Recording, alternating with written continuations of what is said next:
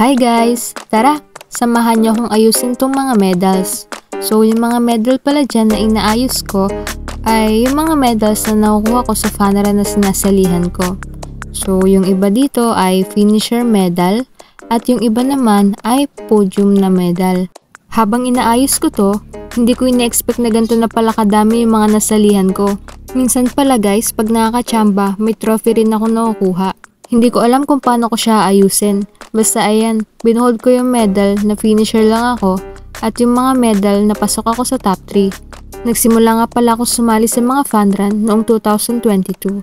Pero mas naging active ako noong 2023 hanggang ngayong 2024. Pero tanda ko pa na ang pinakauna kong funrun ay noong 2018 dito sa amin sa Kabuyaw. At yung first time kong yun ay nakachamba, nakapasok ako sa top 10. Thank you so much nga pala sa Fitbar Philippines kasi karamihan ng funrun ko ay sponsored by Fitbar. Karamihan pala sa podium ko guys ay chamba lang.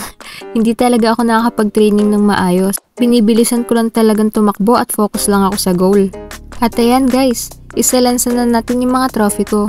Sa 3, 5, and 10 km nga pala ako madalas nagkaka-place sa mga funrun.